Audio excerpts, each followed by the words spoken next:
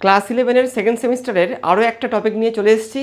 তো আজকের এই ভিডিওতে ক্লাস 11-এর সেকেন্ড সেমিস্টারের যে ইংলিশ বি বইটা রয়েছে সেই বইটার দ্বিতীয় প্রোজ অর্থাৎ ও হেনরির লেখা জিমি ভ্যালেন্টাইন প্রোজটার অর্ধেকটা রিডিং পড়িয়ে বাংলা মানে বলে দিচ্ছি। তো জিমি ভ্যালেন্টাইন প্রোজটির লেখক হচ্ছে ও হেনরি। তো সবার প্রথমে আমরা ও হেনরি সম্পর্কে একটা ছোট্ট করে ধারণা নিয়ে নেব, তারপরে আসছি এই গল্পের বিষয়বস্তু সম্পর্কে। দেখো, ও হেনরি, যার পুরো নাম হচ্ছে উইলিয়াম সিডনি পর্টার, তার জন্ম হয় 11ই সেপ্টেম্বর 1862 সালে নর্থ ক্যারোলিনার গ্রিনসবরোতে। কিছু বিখ্যাত লেখাগুলোর মধ্যে হচ্ছে the gift of Magi, the duplicity of Hargraves, the ransom of Red Chief, আর হচ্ছে ক্যাবেজেস অ্যান্ড কিং। তো এবার দেখো, আমি তোমাদেরকে এই গল্পটার একটা ছোট্ট করে বিষয়বস্তু বলে দিচ্ছি, তাহলে দেখবে টেক্সট পড়ার সময় তোমাদের কিন্তু বুঝতে খুব সুবিধা হবে। জিমি কিন্তু এখানে একটা যুবক ছেলে, ও কিন্তু একজন সেফ বাগলার।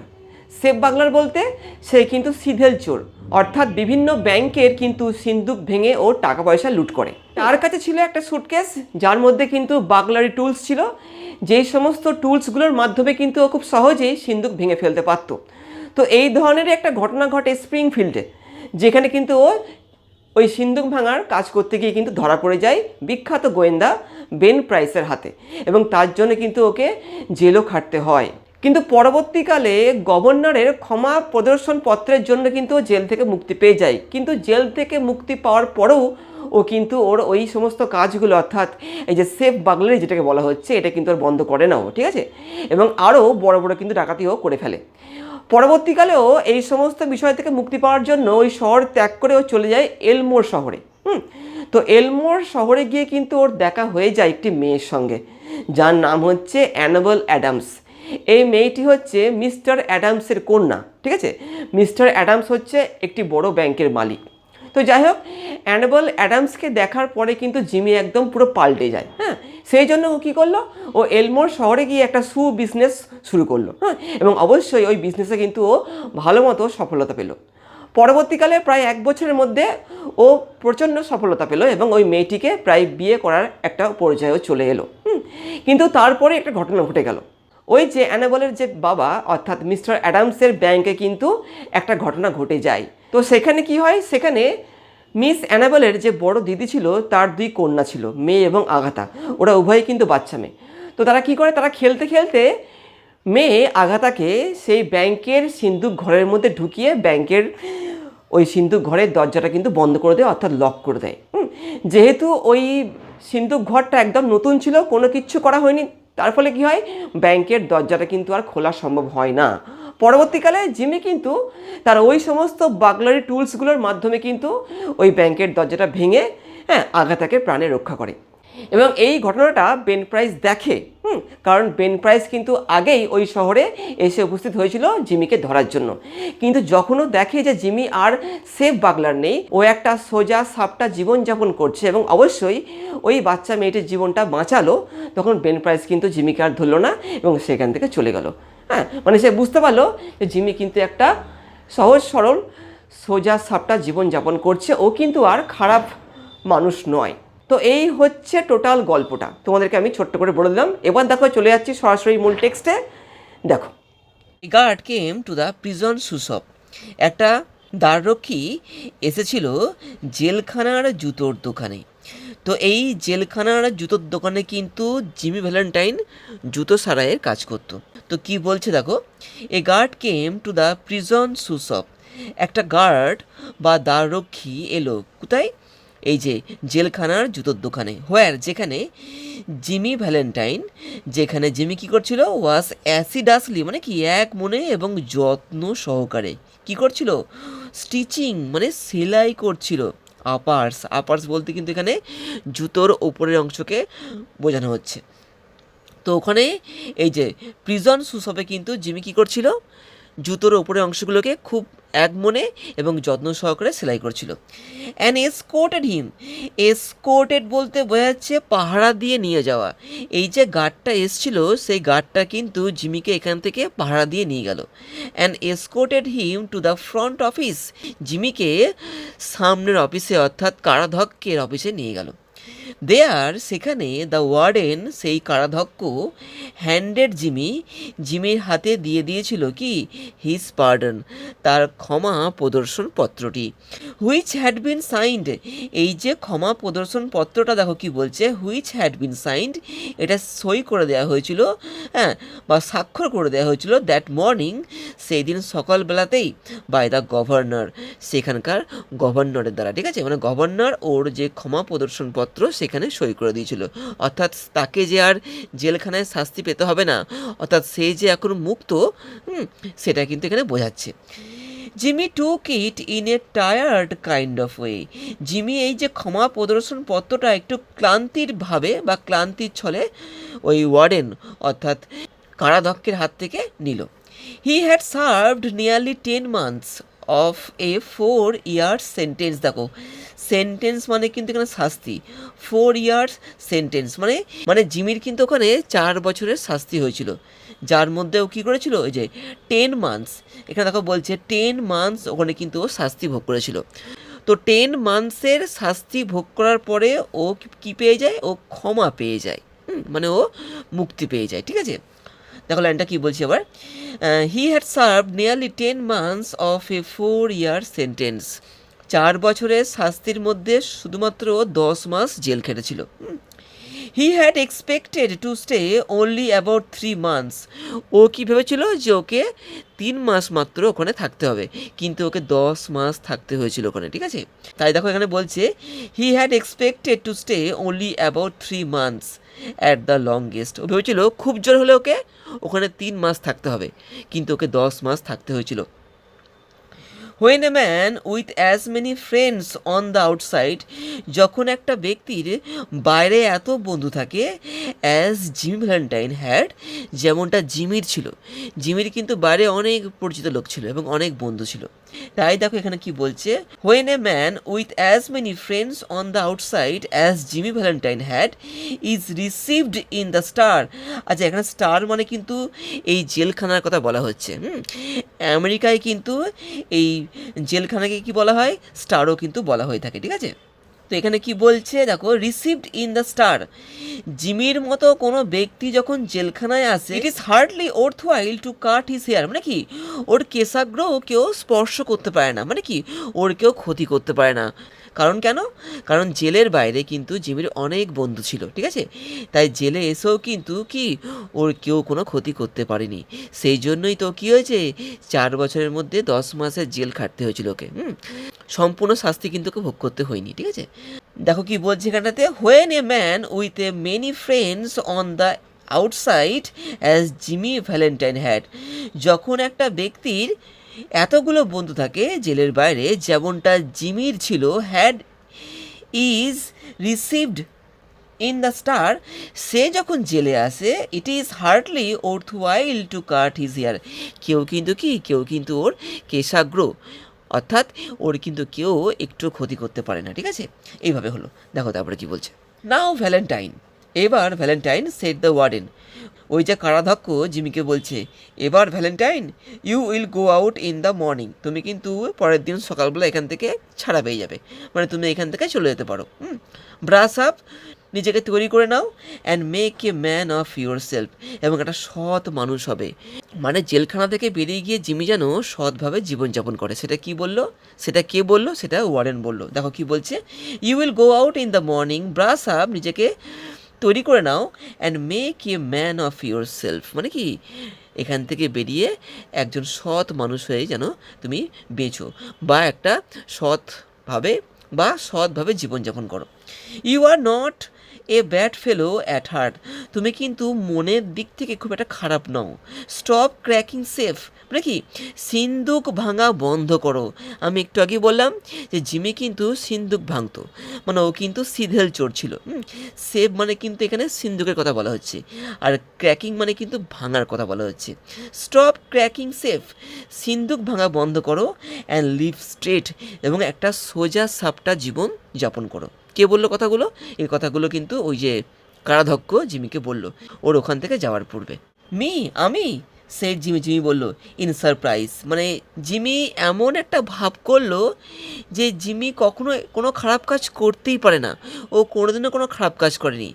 আমি সেই জিমি ইন সারপ্রাইজ, জিমি মানে অবাক হয়ে যাওয়ার মতো বলল আমি, হোয়াই কেন?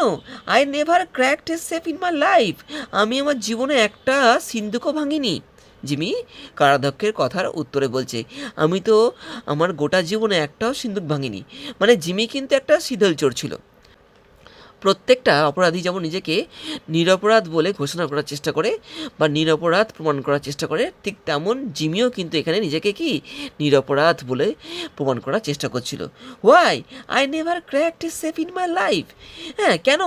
আমি তো আমার জীবনে একটা সিন্দুকও ভাঙিনি।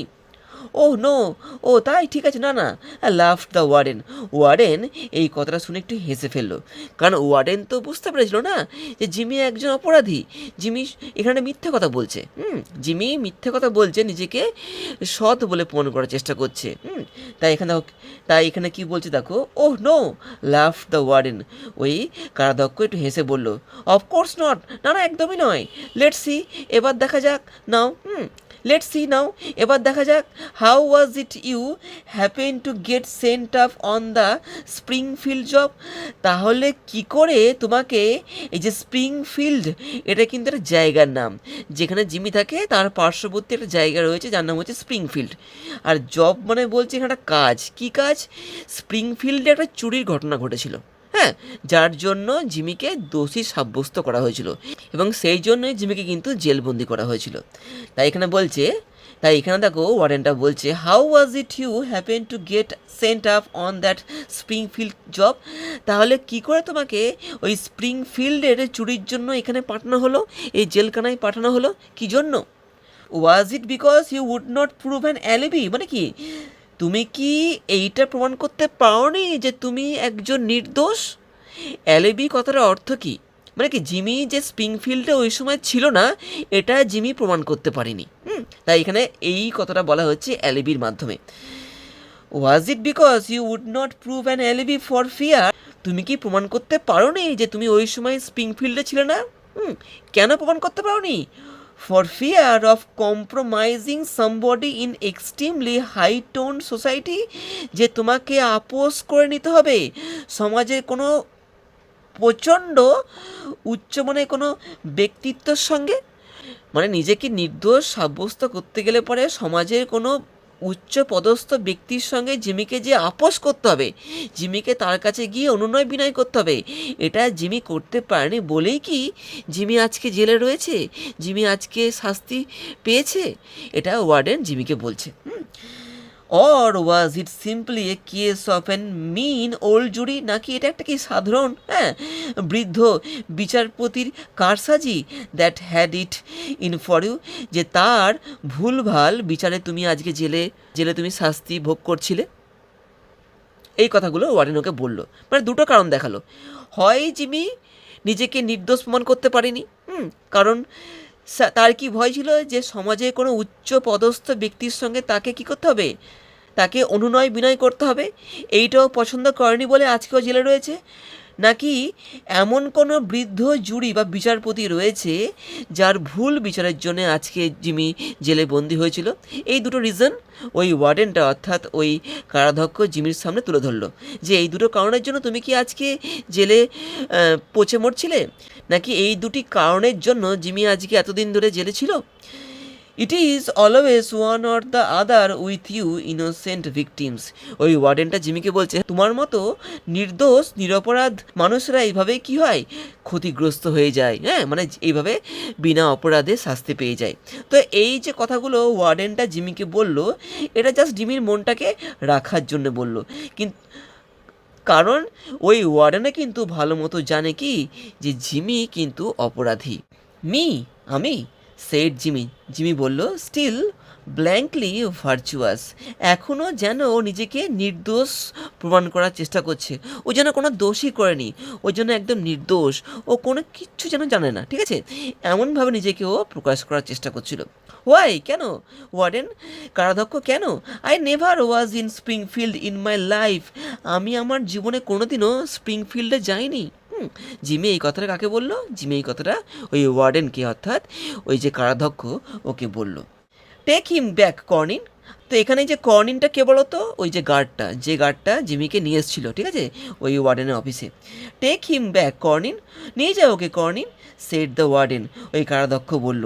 And fix him up with out going clothes. আচ্ছা, তো এখানে দেখো অ্যান্ড ফিক্স হিম আপ বলতে কি বোঝাচ্ছে? তো এখানে ফিক্স হিম আপ বলতে বোঝাচ্ছে যে ওকে তৈরি করতে বললো, ঠিক আছে, মানে পোশাক আশাক পরিয়ে বলছে না এখানটাতে, and fix him up with out going clothes, মানে বাইরে বেরোনোর পোশাক আশাক যেন ওকে পরিয়ে জিমিকে তৈরি করে দেয়। কে? ওই যে কর্নিন, এই যে কর্নিনের কথা বলছে, হ্যাঁ, কর্নিনকে, এই যে কর্নিনকে ওয়ার্ডেন বলল যে ও যেন জিমিকে বাইরে বেরোনোর পোশাক আশাক পরিয়ে তৈরি করে দেয়। Unlock him at 7 in the morning, ওকে সকাল 7টায় মুক্ত করে দিও। And let him come to the bullpen. তো এখানে দেখো বুল পেন বলতে বোঝাচ্ছে ওই যে ওয়ার্ডেনের যে অফিসটা সেইখানে, অর্থাৎ একটা হল ঘর যেখানে সমস্ত অপরাধীরা দাঁড়িয়ে থাকে মুক্ত হওয়ার জন্য। সেখানে জিমিকে আসতে বললো, ঠিক আছে। Better think over my advice Valentine. হ্যাঁ, আমি যে কথাগুলো বললাম, আমি যে সমস্ত উপদেশগুলো দিলাম, ওই ওয়ার্ডেনটা বলছে জিমিকে যে আমি যে সমস্ত উপদেশগুলো দিলাম সেগুলোকে একটুখানি ভেবে দেখো ভ্যালেন্টাইন। ওয়ার্ডেন ভালো মতোই জানতো যে সমস্ত উপদেশগুলো ও ভ্যালেন্টাইনকে দিল, ভ্যালেন্টাইন ওগুলো কিছুই শুনবে না। তাই ওয়ার্ডেন কী বললো ওকে, যে ওকে যে সমস্ত উপদেশগুলো দিল সেগুলো যেন জিমি একটুখানি হলেও ভেবে দেখে। অ্যাট 7:15, মানে 7:15। কোয়ার্টার পাস্ট মানে হচ্ছে 7:15, আর 6:45 মানে হচ্ছে 6:45। হ্যাঁ, 6:15 হচ্ছে 6:30। হ্যাঁ, আর 6:45 মানে হচ্ছে 6:45। তো এখানে দেখো বলছে অ্যাট 7:15 মানে 7:15 নাগাদ, অন দ্য নেক্সট মর্নিং, পরদিন সকালবেলায়, Jimmy stood in the warden's outer office. Jimmy কী করছিল? ওয়ার্ডেনের অফিসের বাইরে দাঁড়িয়েছিল। দেখো স্টুড দাঁড়িয়েছিল। He had on a suit of the villainously fitting. ও একটা স্যুট পরেছিল। যে স্যুটটা কেমন ছিল? ভিলেনিয়াসলি মানে কি, মানে একটু ভিলেন টাইপের দেখাচ্ছিল ওকে, মানে একটু গুন্ডার টাইপের দেখাচ্ছিল, ঠিক আছে, মানে যে পোশাকটা একটু মানে আলখেল্লা বা ঠিক নয়, মানে ভদ্রসভ্য পোশাকে একটুও নয় ওটা। তো সেই ধরনের পোশাক ফিটিং একটা পোশাক ও পরেছিল। রেডিমেড ক্লোথস ও পরেছিল, হ্যাঁ, রেডিমেড ক্লোথস ও পরেছিল। অ্যান্ড এ পেয়ার অফ স্টিফ, এবং একজোড়া শক্ত, হ্যাঁ, স্টিফ মানে কিন্তু এখানে শক্ত, স্কুইকি শুজ মানে শব্দ হওয়া, হ্যাঁ, মানে ক্যাচ ক্যাচ করে শব্দ হয় যে জুতোটা পরে হাঁটলে পরে, সেই ধরনের জুতোও পরেছিল। দ্যাট দ্য স্টেট, যেটা সরকার, ফার্নিসেস মানে কি, দেয় টু ইটস ডিসচার্জড কম্পালসারি গেস্ট, মানে যে সমস্ত অপরাধীরা জেল থেকে মুক্তি পেয়ে যায় তাদের কি করে, সরকার থেকে এই সমস্ত জিনিসগুলো দেওয়া হয়। The clerk handed him a railroad ticket. দেখো মানে এর অর্থ হচ্ছে ট্রেনের টিকিট। ক্লার্ক কী করলো? ওকে একটা ট্রেনের টিকিট দিল। অ্যান্ড দ্য $5 বিল, এবং একটা $5 একটা নোট ওকে দিল। হ্যাঁ, $5 নোট জিমিকে দিল। উইথ হুইচ, যেটা দিয়ে দ্য ল, ওই যে আইন বা সরকার কি, এক্সপেক্টেড হিম টু রিহ্যাবিলেট হিমসেলফ, ও যেন নিজেকে কি করতে পারে, পুনর্বাসন দিতে পারে, ঠিক আছে, যেন জিমি জেলখানা থেকে বেরিয়ে ওই টাকাটা দিয়ে নিজেকে পুনর্বাসন দিতে পারে ইনটু দ্য গুড সিটিজেনশিপ, একটা ভালো মানে সিটিজেন হিসাবে, মানে দেশবাসী হিসাবে, অ্যান্ড প্রসপারিটি, এবং জীবনে যেন সমৃদ্ধি লাভ করে, মানে ওই টাকাটার মাধ্যমে জিমি যেন কোনো একটা কাজ করে সৎভাবে জীবনযাপন করতে পারে, এটা যেন সরকার চাইছে ওই টাকাটা দেওয়ার মাধ্যমে। The warden gave him a cigar, warden কী করলো, ওকে একটা সিগার দিল, হ্যাঁ, অ্যান্ড সুক হ্যান্ডস, ওর সঙ্গে হ্যান্ডশেক করলো। ভ্যালেন্টাইন 9762, আচ্ছা এটা হচ্ছে ওর নম্বরটা। জেলখানায় প্রত্যেকটা কয়েদির কিন্তু একটা নম্বর থাকে, ঠিক আছে, ওই নম্বরটা কিন্তু বুকে বা পিঠে লেখা থাকে। তো জিমির কিন্তু এই নাম্বারটা ছিল, ঠিক আছে। তো Valentine 9762 was chronicled on the books, এই নম্বরে কিন্তু নামটা নথিভুক্ত ছিল বইতে বা রেজিস্টার খাতাতে।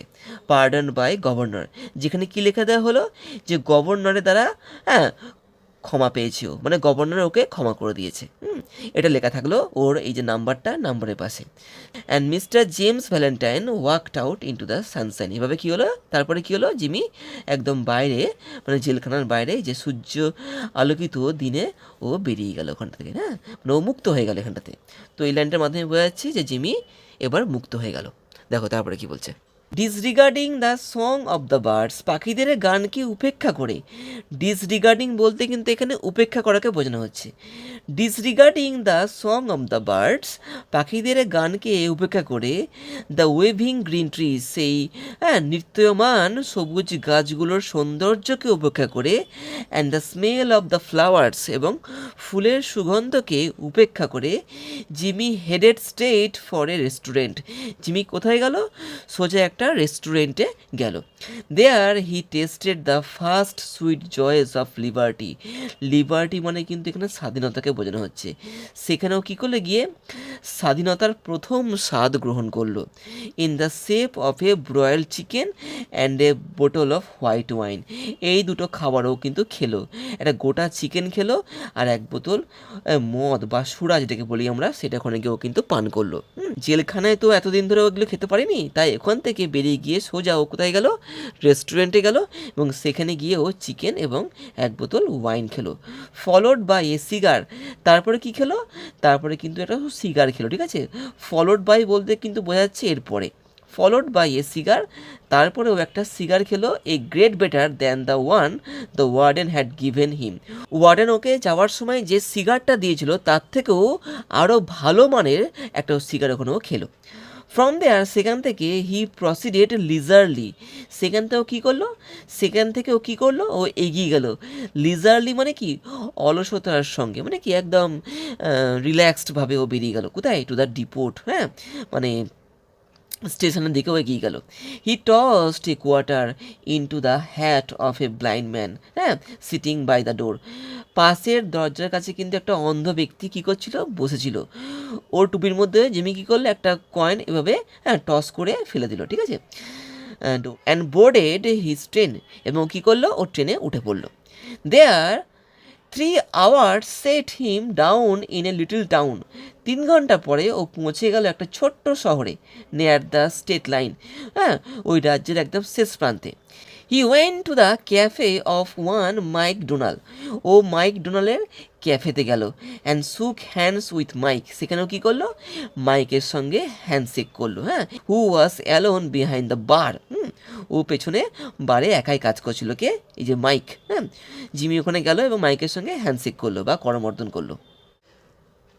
Sorry we could not make it sooner Jimmy, হ্যাঁ, মাফ করবে জিমি, যে আমরা তোমাকে তাড়াতাড়ি বার করতে পারিনি, মানে বার করতে পারিনি বলতে কি, জেলখানা থেকে মুক্ত করতে পারিনি। তো মাইক জিমিকে বলছে যে ক্ষমা করবে তুমি আমাদেরকে, যে যে আমরা তোমাকে কি জেলখানা থেকে দ্রুত মুক্ত করতে পারিনি, সেইড মাইক, মাইক বলল। But we had that protest from Springfield to buck against, কিন্তু আমরা এই স্প্রিংফিল্ড থেকে কিন্তু একটা প্রতিবাদ সরাসরি করেছিলাম। অ্যান্ড দ্য গভর্নর নিয়ারলি ব্ল্যাকড, এবং গভর্নর প্রায় কি বেঁকেই বসেছিল, মানে কি গভর্নর কিন্তু প্রথমে সই করতে চায়নি, কোথায়, জিমির সেই ক্ষমার প্রদর্শন পত্রে, মানে গভর্নর কিন্তু প্রথম জিমিকে কিন্তু সেখান থেকে মুক্তি দিতে চায়নি, মানে জেলখানা থেকে মুক্তি দিতে চায়নি, হ্যাঁ, তিনি বেঁকেই বসেছিলেন। অনেক চেষ্টায় কিন্তু মাইক এবং তার বাদবাকি বন্ধুরা জিমিকে সেখান থেকে মুক্ত করতে পেরেছে। দেখো আবার বলছি, but we had that protest from Springfield to buck against and the governor nearly blacked. Feeling alright, ভালো আছে তো, শরীর ভালো আছে তো, মাইক জিমিকে বলছে। ফাইন, ঠিক আছি, সে জিমি বলল। গট মাইকি, আমার চাবিটা তোমার কাছে আছে নাকি, মানে জিমি কিন্তু ওইখানে থাকে, ঠিক আছে, মানে জিমির ঘরের চাবিটা জিমি মাইকের কাছ থেকে চেয়ে নিচ্ছে, গট মাই কি, আমার চাবিটা তোমার কাছে আছে নাকি? হি গট হিজ কি, জিমি ওর চাবিটা নিল অ্যান্ড ওয়েন আপস্টেয়ার্স, এবং সিঁড়ি বেয়ে ওপরে উঠে গেল। আনলকিং দ্য ডোর, এবং ওই দরজাটা খুললো, অফ দ্য রুম, সেই ঘরের, অ্যাট দ্য রিয়ার, একদম শেষ প্রান্তে, মানে ক্যাফের একদম শেষ প্রান্তে একটা ঘর ছিল, সেই ঘরেরও তালাটা খুললো। তো এখানে কি বলছে, unlocking the door of the room, unlocking the door of A room at the rear, everything was just as he had left, সব কিছু তেমনটাই পড়েছিল যেমনটাও ওগুলোকে ফেলে গেছিলো। মানে জিমি লাস্ট এই ঘর থেকে যখন বেরিয়ে গেছিল, বা জিমিকে যখন এই ঘর থেকে শেষবারের মতো যখন বের করে নিয়ে যাওয়া হয়েছিল, তখন সব কিছু যেমন ছিল ওখানে এখনও ঠিক তেমনটাই পড়ে রয়েছে। There on the floor was still, সেই ঘরের মেঝের ওপরে তখনও কি পড়েছিল, বেন প্রাইস। আচ্ছা, এই দেখো হচ্ছে বেন প্রাইস। বেন প্রাইস হচ্ছে সে একটা বিখ্যাত, বেন প্রাইস কিন্তু এখানে হচ্ছে বিখ্যাত গোয়েন্দা, যে জিমিকে গ্রেপ্তার করেছিল বা ধরেছিল।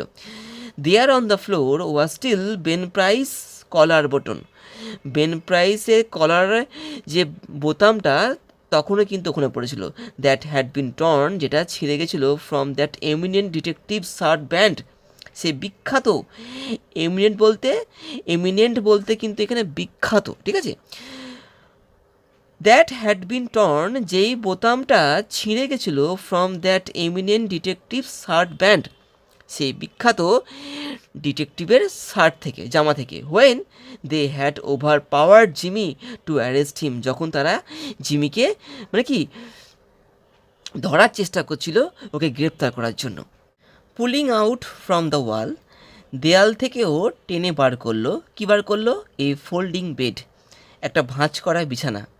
জিমি স্লাইড ব্যাক এ প্যানেল, জিমি একটা অংশকে পেছনে ঠেলে দিল, ইন দ্য ওয়াল, দেওয়ালের, অ্যান্ড ড্র্যাগড আউট, এবং টেনে বার করলো, এ ডাস্ট কভার্ড সুটকেস, একটা ধুলো ভর্তি সুটকেস। মানে দেয়াল থেকে ও একটা ফোল্ডিং বেডকে টেনে বার করলো, এইভাবে নিয়ে কি করলো, তারপরে একটা অংশকে ও কী করলো, ঠেলে ভেতরে ঢুকিয়ে দিল, এবং ভেতর থেকে একটা ডাস্টেড কভার্ড সুটকেসকেও বার করলো। হি ওপেন দিস, ও ওই সুটকেসটাকে খুললো, অ্যান্ড গেজড ফন্ডলি, এবং একভাবে তাকিয়ে থাকলো, কার দিকে, at the finest set of burglar's tools, মানে কি চুরির যন্ত্রপাতি, মানে চুরি করার যন্ত্রপাতি ছিল কিন্তু ওই সুটকেসের মধ্যে, ঠিক আছে। ওই সুটকেসটা খুলে ও একভাবে সেই যন্ত্রপাতিগুলির দিকে কিন্তু তাকিয়ে থাকলো। ইন দ্য ইস্ট, মানে কি ইস্টে, মানে ইস্টের সব থেকে দারুণ যন্ত্রপাতি কিন্তু ওগুলো ছিল। ওই সুটকেসটা খুলে যে যন্ত্রপাতিগুলো পেল, মানে সিন্ধুক ভাঙতে গেলে পরে যে সমস্ত যন্ত্রপাতির দরকার লাগে সেগুলোই ছিল ওই যন্ত্রপাতিগুলি, ঠিক আছে। ওটা জিমির ছিল, এবং ওটাও কি ভাবতো যে ইস্টের সব থেকে ফাইন, মানে ফাইনেস্ট যন্ত্রপাতি ওগুলো ছিল। ইট ওয়াজ এ কমপ্লিট সেট, এটা ছিল একটা সম্পূর্ণ set, made of specially tempered steel, একটা ভালো উচ্চমানের স্টিল দ্বারা কিন্তু এগুলো গঠিত ছিল। The latest design in drills, মানে কি একদম মডার্ন, মানে আধুনিক ডিজাইনের ড্রিলস ছিল, punches, brushes, bits, jimmies, clamps, augers, ঠিক আছে, এই সমস্ত যন্ত্রপাতিগুলো। With 2 or 3 novelties invented by Jimmy himself, এগুলো হচ্ছে প্রত্যেকটা যন্ত্রপাতির নাম, ঠিক আছে, যেগুলো ওই সুটকেসের মধ্যে ছিল। With 2 or 3 novelties invented by Jimmy himself, এই যন্ত্রপাতিগুলোর মধ্যে 2-3টে কিন্তু জিমি নিজেই কী করেছিল, আবিষ্কার করেছিল। In which he took pride, যেগুলোর প্রতি ও কিন্তু খুব গর্ববোধ করতো, মানে কি ওই যন্ত্রপাতিগুলোর জন্য ও কিন্তু খুব গর্ববোধ করতো, মানে ওই যন্ত্রপাতিগুলোর দ্বারাই কিন্তু ওর কাজটাকে সম্পন্ন করতো এবং দারুণভাবে সম্পন্ন করতো। Over $900 they had cost him, এগুলো বানাতে কিন্তু $900 খরচা হয়েছিল, মানে ওই সময় $900 মানে কিন্তু অনেক টাকা। তো ওই সময় কিন্তু $900 ও খরচা করেছিল ওগুলো বানাতে গিয়ে। At a place where they make such things for the profession, এগুলো এমন জায়গায় তৈরি করেছিল যেখানে কি এই সমস্ত কাজের জন্য এই সমস্ত ধরনের যন্ত্রপাতি তৈরি করা হয়। এই যে যন্ত্রপাতি, এগুলো তো এক ধরনের খারাপ জিনিস, তাই না? চুরি ডাকাতি করতে এই সমস্ত যন্ত্রপাতির ব্যবহার হয়ে থাকে, তাই সব জায়গায় কিন্তু এই সমস্ত যন্ত্রপাতি তৈরি হয় না। এগুলো কিন্তু বিশেষ বিশেষ জায়গায় তৈরি হয়ে থাকে। তো এইগুলোকে বানাতে কিন্তু জিমির $900 খরচা হয়েছিল। এগুলো তোমরা কিন্তু মাথায় রাখবে, এখান থেকে কিন্তু প্রশ্ন আসতে পারে, ঠিক আছে? দেখো তারপরে বলছি, হাফ অ্যান আওয়ার, আধ ঘন্টার মধ্যে Jimmy went down stairs, Jimmy সিঁড়ি বেয়ে নেমে এলো, অ্যান্ড থ্রু দ্য ক্যাফে, এবং ক্যাফের মধ্যে দিয়েও হেঁটে গেল। He was now dressed in tasteful and well fitting clothes, এখন যে পোশাকটা পরেও নিচে নেমে এলো সেগুলো কিন্তু ভালো, মানে ভদ্র পোশাক। টেস্টফুল মানে ভদ্র পোশাক, অ্যান্ড ওয়েল ফিটিং মানে এর ফিটিংটাও কিন্তু ভালো। আগেরটা কেমন ছিল? আগেরটা ভিলেনিয়াসলি ফিটিং ছিল, এটা কিন্তু ওয়েল ফিটিং, ঠিক আছে? যে পোশাকটাও বর্তমানে পরে রয়েছে ওটা কিন্তু ওয়েল ফিটিং ক্লোথস ছিল, হ্যাঁ।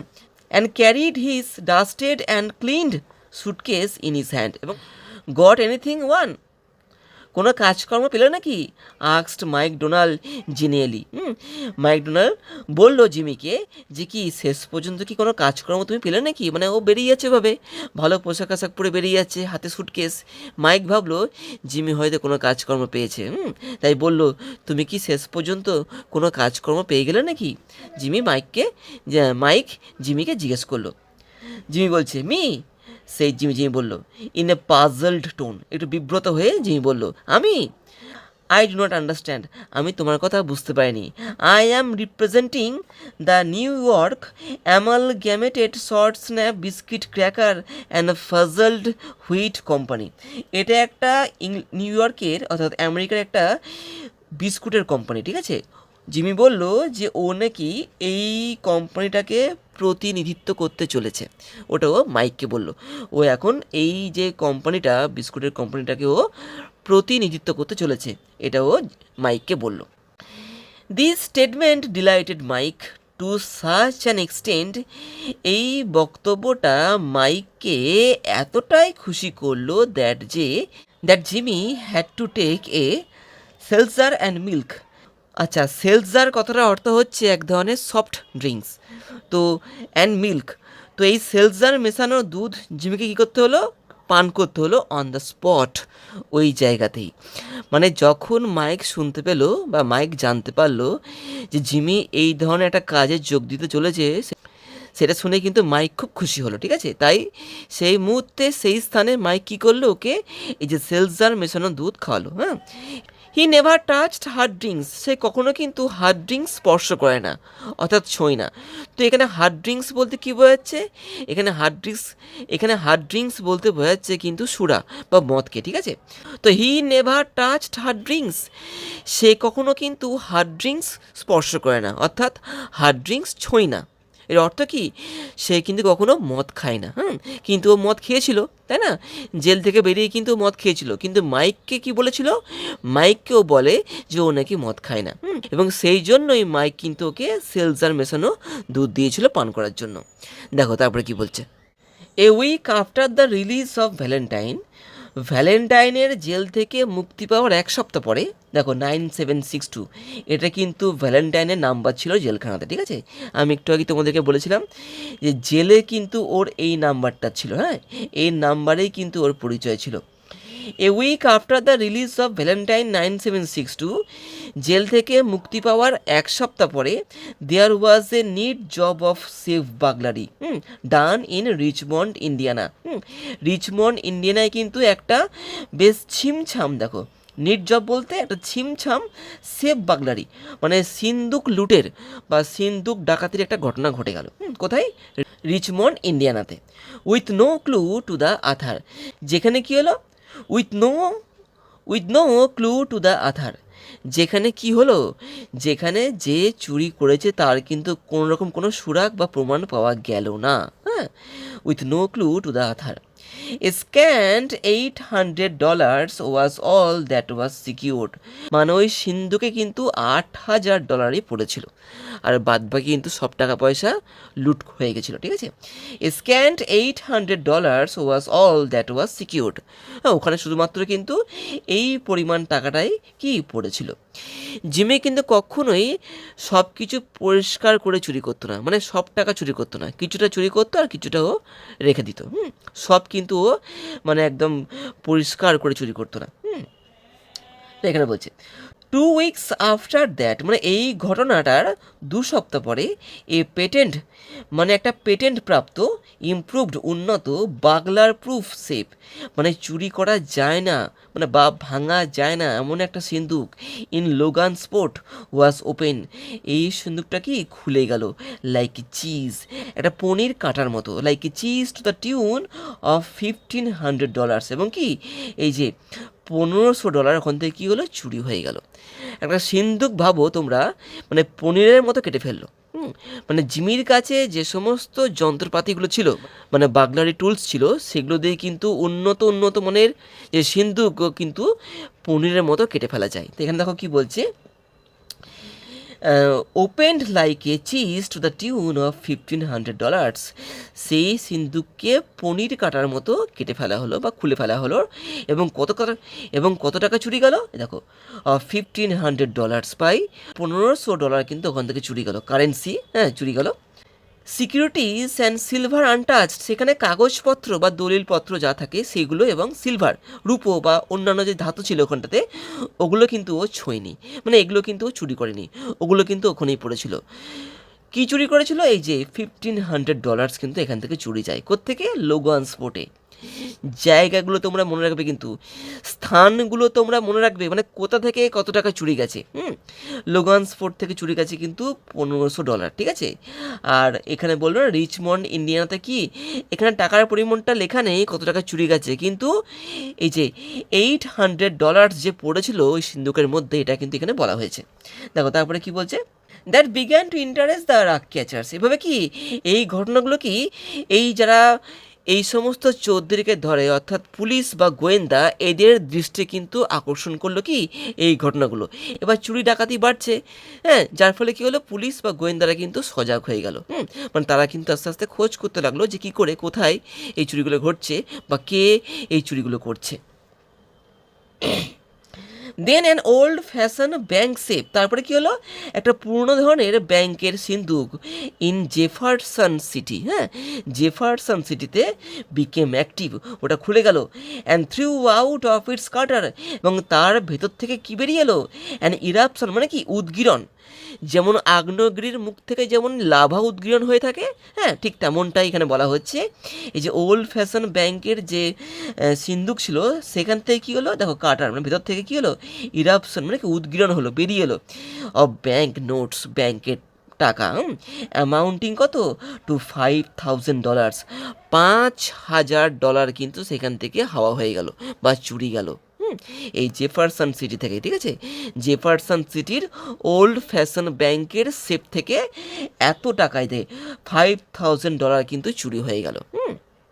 The losses were now high enough, এই যে ক্ষতিগুলো হচ্ছে এগুলো কিন্তু বেশ বড় আকারে হচ্ছে, to bring the matter up into Ben price class of work, মানে কি ঘটনাগুলো এত বড় ঘটছে, মানে এত মারাত্মক ক্ষতিগুলো হয়ে যাচ্ছে যে এবার কি বেন প্রাইসের মতো গোয়েন্দাকে এই কাজে নিযুক্ত করতেই হবে।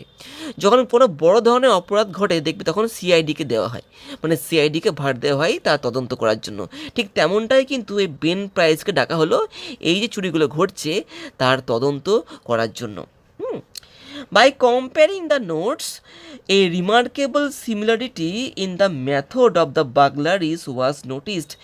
হ্যাঁ সমস্ত বিষয়গুলোকে লক্ষ্য করে, সমস্ত বিষয়গুলো যে চুরি করতে গিয়ে যে সমস্ত বিষয়গুলো ওখানে ওই বেন প্রাইস দেখেছিল সেগুলোকে লক্ষ্য করে এই রিমার্কেবল সিমিলারিটি, একটা অসাধারণ সমানতা সিমিলারিটি এখানে বলছে in the method of the burglaries, মানে চুরির যে পদ্ধতি তার মধ্যে কিন্তু একটা অসাধারণ সমানতা পাওয়া গেছিলো। হ্যাঁ, ওয়াজ নোটিস, লক্ষ্য করা হয়েছিল। ঠিক আছে, কে লক্ষ্য করেছিল? বেন প্রাইস লক্ষ্য করেছিল।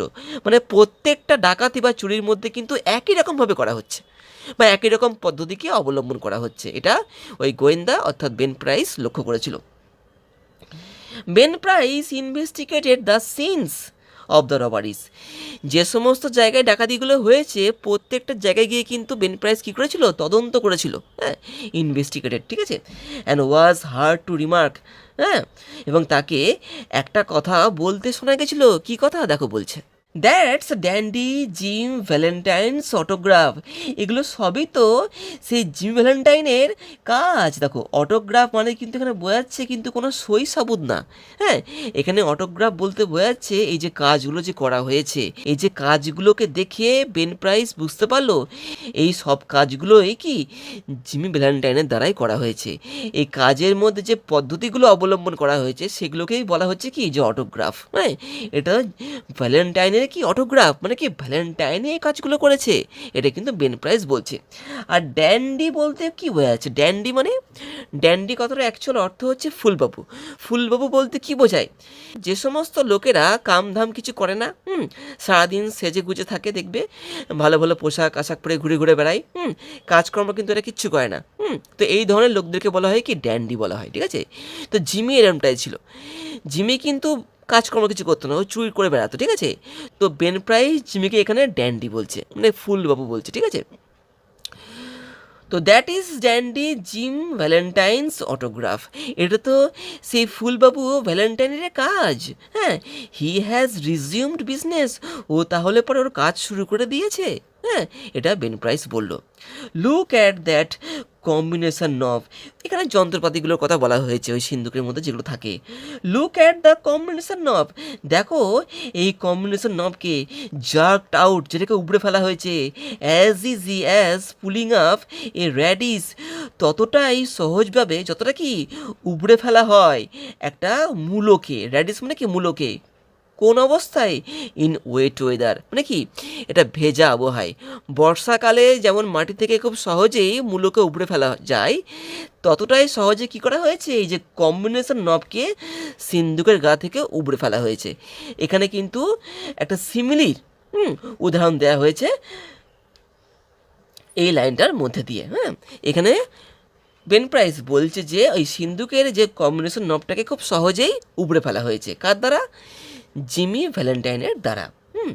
দেখো, he got the only clamps, তার কাছেই রয়েছে সেই সমস্ত ক্ল্যাম্পসগুলো, যন্ত্রপাতিগুলো দ্যাট ক্যান ডু ইট, যেটা এরমটা করতে পারে, এরমটা কাজ করতে পারে।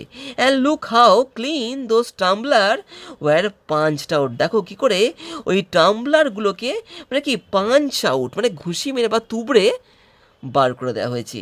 Jimmy never has to drill but one hole, জিমিকে কখনো কিন্তু ড্রিল করতে হয় না, শুধুমাত্র একটা গর্ত করলেই হয়ে যায়। সিন্দুক ভাঙতে গিয়ে জিমিকে শুধুমাত্র একটা গর্ত করতে হয়। হ্যাঁ, দেখো, হোল করতে হয়, একটা গর্ত বানাতে হয়, তাহলেই হয়ে যায়। ইয়েস আই গেস, হ্যাঁ আমার মনে হচ্ছে কি আই ওয়ান্ট মিস্টার ভ্যালেন্টাইন, আমার মনে হচ্ছে এখন মিস্টার ভ্যালেন্টাইনকে দরকার। মানে কি বলতে চাইছে? যে ভ্যালেন্টাইনকে ও এখন গ্রেপ্তার করবে। ও বুঝতে পেরে গেছে এটা ভ্যালেন্টাইনেরই কাজ। He will do his bit next time without any short time or clemency foolishness, পরের কাজটাও কি হ্যাঁ খুব দ্রুত করবে এবং কি কোনোরকম কোনো বোকামো ছাড়াই করবে। মানে কি চালাক, কিন্তু জিমি কিন্তু বুঝতে পেরে গেছে যে ওর উপরে কেউ নজর রাখছে, তাই প্রত্যেকটা কাজের মধ্যে কিন্তু ওর চালাকি প্রকাশ পায়। ও কিন্তু একদম বোকা নয়। Ben price new Jimmy's habits, Ben price জানতো জিমির স্বভাব বা অভ্যাসগুলোকে। হি হ্যাড লার্ন দেম, ও ওগুলো শিখেছিল বা জেনেছিল। হ্যাঁ, ওগুলো বলতে কোনটাকে বলছে বলতো? যে জিমির হ্যাবিটগুলোকে। ঠিক আছে, জিমির অভ্যাস বা স্বভাবগুলোকে। কখন? While working on the Springfield case, স্প্রিংফিল্ডের কেস অর্থাৎ যেখান থেকে জিমিকে গ্রেপ্তার করা হয়েছিল প্রথমে, সেইখানে কাজ করার সময় বা ইনভেস্টিগেট করার সময় কিন্তু বেন প্রাইস শিখেছিল বা বুঝেছিল জিমির এই হ্যাবিটগুলোকে। লং জাম্পস, জিমি কি করে? জিমি কিন্তু দীর্ঘ লাভ দিতে পারে, মানে চুরি করার সময় বা চুরি করে কিন্তু দীর্ঘ লাভ দেয় ওখান থেকে পালানোর জন্য।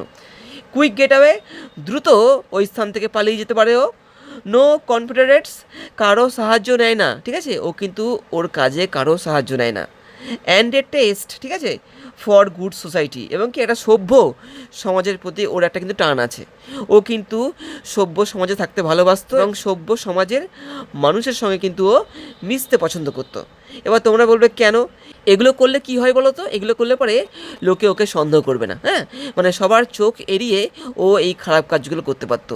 ভদ্র লোকেদের মধ্যে থাকলে কি হয়, সবাই ওকে ভদ্র ভাববে, ও যে খারাপ কাজ করে সেটা কেউ সন্দেহ করতে পারবে না। তাই ও কী করতো, দেখো এখানে বলছে and a test for good society, এবং কি একটা ভদ্র সমাজের প্রতি ওর একটা কিন্তু টান ছিল, মানে ভদ্র সমাজে ও কিন্তু থাকতে ভালোবাসতো এবং ভদ্র মানুষের সঙ্গে ও মেলামেশা করতে পছন্দ করতো। This ways had helped mister Valentine, এই সমস্ত স্বভাবগুলো, ঠিক আছে, সাহায্য করেছিল মিস্টার ভ্যালেন্টাইনকে টু বিকাম নোটেড, হয়ে উঠতে একটা বিখ্যাত as a successful dodger. Dodger মানে এখানে হচ্ছে ফন্দিবাজ বা খুব চালাক ব্যক্তি। ওকে একটা খুব চালাক ব্যক্তি হতে সাহায্য করেছিল এই সমস্ত অভ্যাসগুলো। অফ রেট্রিবিউশন, এখানে কিন্তু রেট্রিবিউশন মানে হচ্ছে সেভার punishment.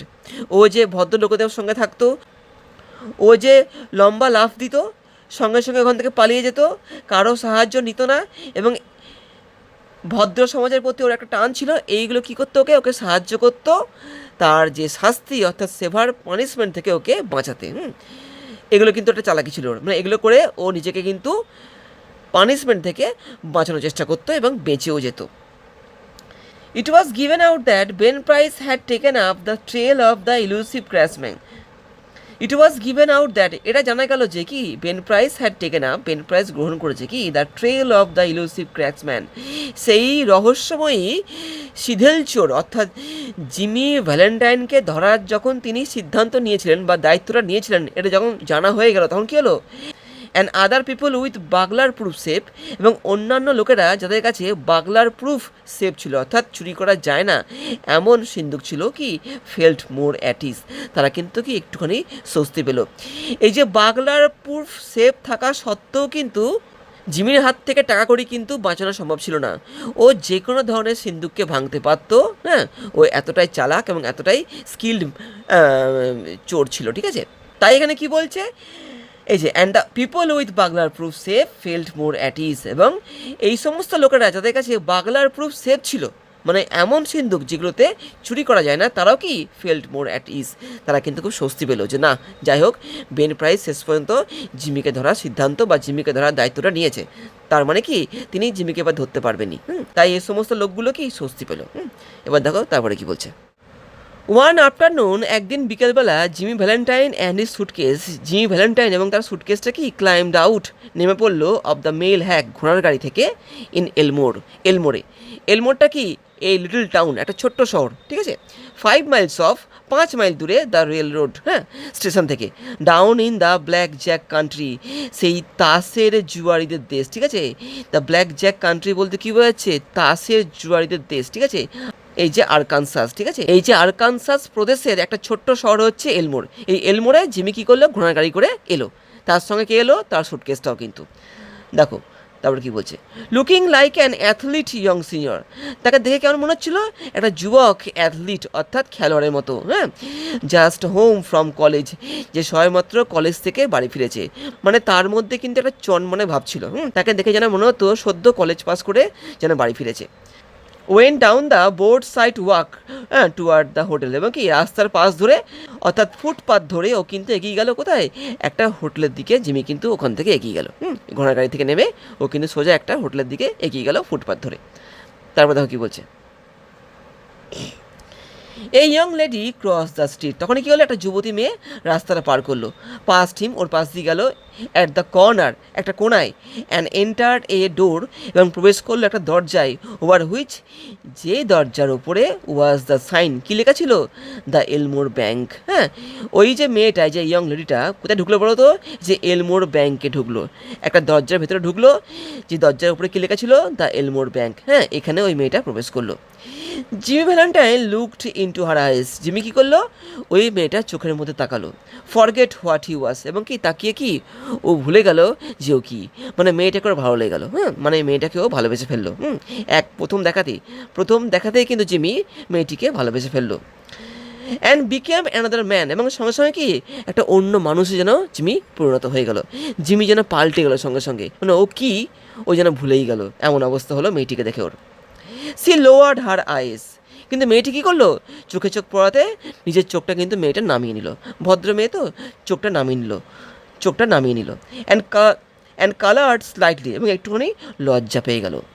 Young men of Jimmy style and looks, জিমির মতো দেখতে এরকম যুবক ওয়ার স্কেয়ার্স ইন এলমোরে কিন্তু দেখা যায় না, হ্যাঁ। জিমি যেরকম দেখতে, যেরকম সুদর্শন বলো আর ওর যে স্টাইল রয়েছে, ওই স্টাইল বরং দেখতে ছেলে কিন্তু এলমোরে খুব একটা দেখা যায় না, ঠিক আছে। দেখো তারপরে কি বলছে, জিমি কলার্ড এ বয়, জিমি একটা ছেলের কি কলার চেপে ধরলো, মানে চেপে ধরলো কে, লোফিং অন দ্য স্টেপস, যে কী করছিল, যে ঘোরাঘুরি করছিল সিঁড়িতে অফ দ্য ব্যাংক, ওই ব্যাংকের, একটা ছেলে যে ওই ব্যাংকের সিঁড়িতে ঘোরাঘুরি করছিল, জিমি তাকে কী করলো, তাকে চেপে ধরলো কলার ধরে, ঠিক আছে। অ্যাজ ইফ হি ওয়ার, এমনভাবে ধরলো যেন ও কী ছিল, one of the stock holder বলতে কী বোঝায়, ব্যাংকে যারা অংশীদার হিসেবে কাজ করে তাদের কিন্তু স্টক হোল্ডার বলা হয়, হ্যাঁ। জিমি যেন একজন স্টক হোল্ডারের মতো করে কিন্তু ওই ছেলেটিকে চেপে ধরলো, যে কী করছিল, ওই ব্যাংকের স্মৃতিতে ঘোরাফেরা করছিল, নিয়ে কী হলো, and began to ask him, এবং জিমি ওই ছেলেটিকে জিজ্ঞাসা করতে লাগলো, কিছু প্রশ্ন অ্যাবাউট দ্য টাউন, ওই এলমোর শহর সম্পর্কে। ফিডিং হিম ডাইমস মানে হচ্ছে 10 সেন্টের মুদ্রা, ঠিক আছে। আমাদের এখানে যেমন টাকা চলে 1 টাকা 2 টাকা, ঠিক আছে, এরকম কিন্তু 10 সেন্টের মুদ্রা কিন্তু ওই ছেলেটিকে জিমি কিন্তু দিচ্ছিল, ইন ইন্টারভালস, মাঝে মধ্যে, মানে ওকে কিছু প্রশ্ন করছে এবং মাঝে মধ্যে ওই ছেলেটিকে 10 সেন্টের মুদ্রা জিমি দিচ্ছিল। বাই অ্যান্ড বাই, ধীরে ধীরে the young lady come out, ওই মেয়েটি বেরিয়ে এলো ওই ব্যাংক থেকে, মানে জিমি ওই ছেলেটিকে ওখানে ধরলো কেন, যাতে জিমি ওই মেয়েটির জন্য ওখানে অপেক্ষা করতে পারে, হ্যাঁ, মেয়েটি বেরিয়ে আসবে ওকে আবার দেখার জন্য জিমি, হ্যাঁ, একটা অজুহাত খুঁজছিল, সেই জন্য কিন্তু ওই ছেলেটিকে চেপে ধরলো এবং ওকে প্রশ্ন করতে লাগলো ওই শহর সম্পর্কে, এবং ওকে কিছু 10 সেন্টের মুদ্রাও দিচ্ছিল। দেখো বলছে, বাই অ্যান্ড বাই আস্তে আস্তে the young lady came out, সেই মহিলাটি কী হলো, সেই মেয়েটি কী হলো, বেরিয়ে এলো, লুকিং রয়্যালি আনকনসাস, মানে কি যখন মেয়েটি বেরিয়ে এলো না, তখন যেন কোনো ভ্রুক্ষেপই করলো না, মানে কি কোনো পরোয়াই করলো না, কাকে, of the young man, Jimmy যে ওখানে দাঁড়িয়ে আছে ওর দিকে ওই মেয়েটি একবারও তাকালেও না, হ্যাঁ, মানে জিমিকে কোনো পাত্তাই দিল না। উইথ দ্য সুটকেস, জিমি যে ওখানে সুটকেস হাতে দাঁড়িয়ে আছে তাকে অবজ্ঞা করে, তাকে পাত্তা না দিয়ে মেয়েটি ওখান থেকে বেরিয়ে গেল, হ্যাঁ, অ্যান্ড ওয়েন্ট হার ওয়ে, এবং তার পথে চলে গেল, ঠিক আছে। তো এইভাবে দেখো তারপরে, is that young lady Polly Simpson, এই মেয়েটি কি পলি সিমসন, আক্স জিমি জিজ্ঞেস করলো, কাকে জিজ্ঞেস করলো, ওই ছেলেটিকে, হ্যাঁ, ওই ছেলেটা যে ওই স্ত্রীতে ঘোরাফেরা করছিল, যাকে জিমি চেপে ধরলো, ওকে জিজ্ঞেস করছে জিমি যে কি, is that young lady Polly Simpson, ওই মেয়েটি কি পলি সিমসন, আক্স জিমি জিজ্ঞেস করলো, উইথ স্পেসিয়াস গাইল, মানে কি খুব চতুরতার সঙ্গে, খুব চালাকির সঙ্গে ওই ছেলেটিকে জিজ্ঞেস করলো, ওই মেয়েটি কি পলি সিমসন, মানে ডাইরেক্টলি তো জিজ্ঞেস করা যায় না যে মেয়েটির নাম কি, ও এমন করে জিজ্ঞেস করলো, দেখো এই একটা মানে কি এটা উড়ো নাম জিজ্ঞেস করলো, কে ও জিজ্ঞেস করলো এই মেয়েটা পলি সিমসন না, কেন জিজ্ঞেস করলো, যাতে ছেলেটা ওই মেয়েটার আসল নামটা বলে দেয়, এটা কিন্তু একটা চালাকি ছিল ওর, হ্যাঁ, এরকম জিজ্ঞেস করার মাধ্যমে ও কিন্তু ছেলেটার কাছ থেকে ওই মেয়েটার আসল নামটা জেনে ফেললো। দেখো বলবে এক্ষুনি, না সেড দ্য বয়, ছেলেটা কি বললো, না, সি ইজ অ্যানাবল অ্যাডামস, ও হচ্ছে অ্যানাবল অ্যাডামস, হার পা ওনস দিস ব্যাংক, ওর বাবা হচ্ছে এই ব্যাংকের মালিক, ওই ছেলেটা জিমিকে জানালো। Why would you come to Elmore for, ছেলেটা জিজ্ঞেস করছে জিমিকে, আপনি এলমোরে কেন এসছেন, is that a gold watch chain, আপনার হাতে এটা কি, আপনার হাতে এই ঘড়ির চেনটা কি সোনার। দেখো তারপর জিমি বলছে, I am going to get A bulldog, আমি এখানে একটা বুলডগ কিনতে এসেছি, গট মোর ডাইমস, আর ওই 10 সেন্টের মুদ্রা আছে কি না, জিজ্ঞেস করলো ছেলেটা, ঠিক আছে। এইভাবে Jimmy went to planters hotel, Jimmy planters হোটেলে গেল, এটা কিন্তু একটা হোটেলের নাম, ঠিক আছে, registered as Ralph D Spencer. দেখো এইটা হচ্ছে জিমির কিন্তু দ্বিতীয় ছদ্মনাম, হ্যাঁ, জিমি জিমি এই হোটেলে গিয়ে এই রাল্ফ ডি স্পেন্সার নাম দিয়ে কিন্তু ওখানে রুম বুক করলো। ও কিন্তু জিমি ভ্যালেন্টাইন নামটাকে ওখানে ইউজ করলো না। কেন করলো না? কারণ ইতিমধ্যে কিন্তু ও বেশ বড় বড় চুরি করে কিন্তু এখানে এসছে এলমোর শহরে, এবং পুলিশ যদি খুঁজতে খুঁজতে এখানে চলে আসে এবং যদি জানতে পারে যে এই হোটেলে ও রয়েছে, সেই ক্ষেত্রে কিন্তু পুলিশ ওকে গ্রেপ্তার করতে পারে। তাই এখানে ও কী করলো, এই রাল্ফ ডি স্পেন্সার নামে কিন্তু এই হোটেলে নাম রেজিস্টার করলো রুম বুক করার জন্য। Jimmy went to the planters hotel registered as Ralph D Spencer, এটা কিন্তু হচ্ছে তার ছদ্মনাম, তার দ্বিতীয় নাম, অ্যান্ড এঙ্গেজড এ রুম, এবং এখানে একটা কি রুমও বুক করলো। হি লিন্ড অন দ্য ডেস্ক, সে ডেস্কের ওপর ঝুঁকলো, মানে যেখানে ক্লার্ক বসে থাকে হোটেলের, যে কেরানি, তার ডেস্কের ওপরে জিমি ঝুঁকলো, অ্যান্ড ডিক্লেয়ার্ড হিজ প্ল্যাটফর্ম, এবং তার পরিকল্পনাটা জানিয়ে দিল টু দ্য ক্লার্ককে। হোটেলের সামনে যে ক্লার্ক বসে থাকে, যে সমস্ত নাম টামগুলো লিখে নেয় এবং রুম বুক করে দেয়, তার কাছে জিমি কী করলো, তার সামনে গিয়ে ঝুঁকলো, এই দেখো লিন্ড করলো, ঝুঁকলো, এবং কি ওই ক্লার্কটাকে নিজের যে পরিকল্পনাটা, মানে ও ওই শহরে কেন এসছে সেই ব্যাপারটা কিন্তু ওই ক্লার্কটাকে ও জানিয়ে দিল। জিমি বলল হি হ্যাড কাম টু এলমোর, ও নাকি এলমোরে এসছে to look for a location, একটা জায়গা খুঁজতে, টু গো ইনটু বিজনেস, ওর একটা ব্যবসা শুরু করার জন্য। ঠিক আছে, ও ওই ক্লার্কটাকে বলল যে ও এই এলমোর শহরে এসছে কী জন্য, একটা বিজনেস বা একটা ব্যবসা শুরু করার জন্য। How was the shoe business, Jimmy বলছে, ক্লার্কটাকে বলছে এখানে জুতোর ব্যবসা কেমন চলবে, নাও ইন দ্য টাউন, এই শহরে। He had thought of the shoe business, ও এখানে জুতোর ব্যবসা খোলার কথা ভাবছে। জিমি বলল ওয়াজ দেয়ার অ্যান ওপেনিং, এখানে কোনো এরকম ব্যবসা খোলার কোনো সুযোগ আছে নাকি, জিমি ওই ক্লার্কটিকে জিজ্ঞেস করলো। The clerk was impressed by the clothes and the manner of Jimmy, জিমির পোশাক আশাক এবং আচরণের দ্বারা ক্লার্কটা কি খুব ইমপ্রেসড হলো। ইমপ্রেস বলতে কিন্তু এখানে বোঝাচ্ছে প্রভাবিত হওয়া। ঠিক আছে, দ্য ক্লার্ক ওয়াজ ইমপ্রেসড, ক্লার্কটি প্রভাবিত হয়েছিল by the clothes and manner of Jimmy, জিমির পোশাক আশাক এবং আচরণের দ্বারা। He himself was something of a pattern of fashion to the thinly gilded youth. ঠিক আছে, আচ্ছা, thinly gilded ইউথ বলতে এখানে কী বোঝাচ্ছে, এলমোরে যে সমস্ত রোগা পাতলা যুবক যুবতীরা ছিল তাদের কাছে এই যে ক্লার্কটা, দেখো হি বলতে কিন্তু এখানে ক্লার্কটাকে বোঝাচ্ছে। হি himself was something of a pattern of fashion, মানে ওই যে ক্লার্কটা কিন্তু এই সমস্ত রোগা পাতলা যুবক যুবতীদের কাছে একটা কি এই যে ফ্যাশন গুরু ছিল, মানে কি একে দেখে যেন ওই এলমোরের যুবক যুবতীরা কি মানে ফ্যাশনের দ্বারা কিন্তু অনুপ্রাণিত হতো, মানে ও যেন একটা গুরু ছিল ওখানে, মানে ওকে দেখে সবাই যেন নকল করতো, ও খুব ফ্যাশনেবল ছিল। কে? ওই ক্লার্কটা কিন্তু, মানে ওই ক্লার্কটা ওই এলমোর শহরে কিন্তু একজন কি ফ্যাশনেবল ব্যক্তি হিসাবে কিন্তু পরিচিত ছিল, যাকে ওখানকার যুবক যুবতীরা নকল করতো। বাট কিন্তু হি নাও পারসিভড হিজ শর্টকামিংস, মানে জিমি এখানে একজন সুদর্শন পুরুষ, ঠিক আছে, ও একদম লম্বা চওড়া, ফর্সা দেখতে, ঠিক আছে, তো তার যে স্টাইল রয়েছে সেই স্টাইলটা দেখে ওই ক্লার্কটা কিন্তু বুঝতে পারলো যে ওর মধ্যে দেখো যে শর্ট কামিংস মানে কি খামতি, পারসিভ মানে কি বুঝতে পারলো।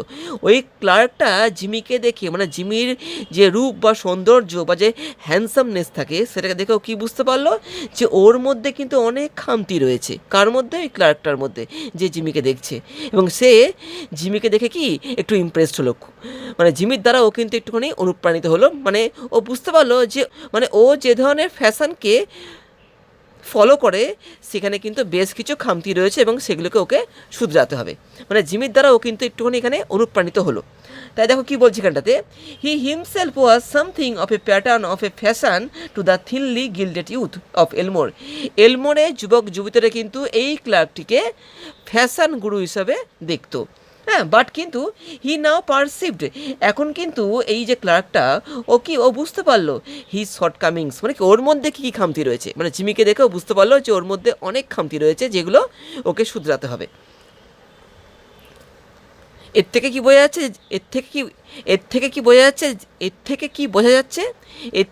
বোঝা যাচ্ছে যে জিমি কিন্তু অনেক স্টাইলিশ ছিল। এই দেখো তারপরে কি বলছে, while trying to figure out Jimmy's manner of tying his four in hand, মানে কি দেখো যখন ওই ক্লার্কটা, ঠিক আছে, এই যে ক্লার্কটা যখন ওই ক্লার্কটা বোঝার চেষ্টা করছিল, কি বোঝার চেষ্টা করছিল, Jimmy's manner of tying his four in hand, ওর টাই বাঁধার যে কায়দাটা, মানে ওই ক্লার্কটা জিমিকে দেখছিল এবং তার সঙ্গে সঙ্গে জিমি যেভাবে তার টাইটা বেঁধেছিল সেটাকে ওই ক্লার্কটা দেখে বোঝার চেষ্টা করছিল, মানে ওই ক্লার্কটা জিমির ব্যবহারের দ্বারা প্রভাবিত হওয়ার সঙ্গে সঙ্গে জিমির যে পোশাক আশাক পরার যে কায়দাটা ওটার দ্বারাও কিন্তু ইন্সপায়ার্ড হয়েছিল। মানে ও কিন্তু জিমিকে একভাবে দেখে যাচ্ছিল।